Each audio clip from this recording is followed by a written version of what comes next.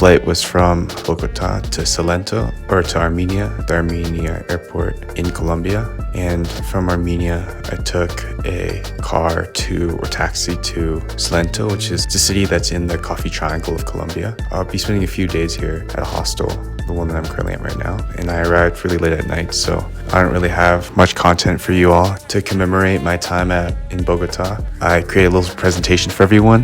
It might look familiar to some people, at least the format, so let's just get to the presentation then. Alright, so welcome to my presentation about the 5 lessons from Bogota. So to start out, I have some introductory information about the country. So Bogota is the capital of Colombia. Its population is 7.1 million people. It's the 3rd highest city in the world.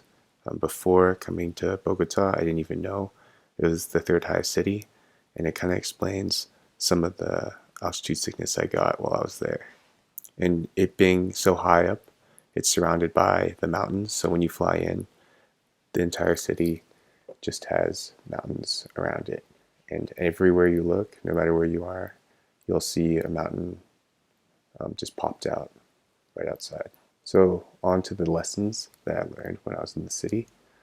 So to start out, as soon as you enter the city, there's tons of graffiti everywhere, not just as soon as you enter, but in every single part throughout. On a tour, we learned that graffiti kind of encapsulates this act of defiance by the people towards the government. Because graffiti is technically illegal, it is interesting to see that people use this form of art to kind of convey and portray their rebellious nature towards the government. Number 2 is the pollution. When you first fly into the city, you don't think much of it, but as soon as you get to the very top, you realize that you're covered in smog. Everywhere you walk in Bogota, it feels like there's kind of like a thick feeling in your throat. You don't even realize it until you get to a very high point and look down in the city and you see this layer of smoke here. It's kind of like right here. And then number 3, there are different regions within Bogota, as with every city. On this map here, you can see that there are about like 20 different zones or neighborhoods in Bogota. I was staying in Chapinero, so Zona G, but my guide told me that for people who are visiting, it is probably best not to go south of this red line, which is kind of labeled the southern area, just because it's a poorer area within the city and you don't know what could happen. And my 4th lesson is I learned about Fernando Botero. He has a museum dedicated to him called the Botero Museum, or the Museo de Botero, and I learned that he's kind of the artist of the fat. So as you can see in these pictures here, he was both a sculptor and a painter, so he had some paintings that displayed fat people and fat things, and also sculpted fat objects and fat people.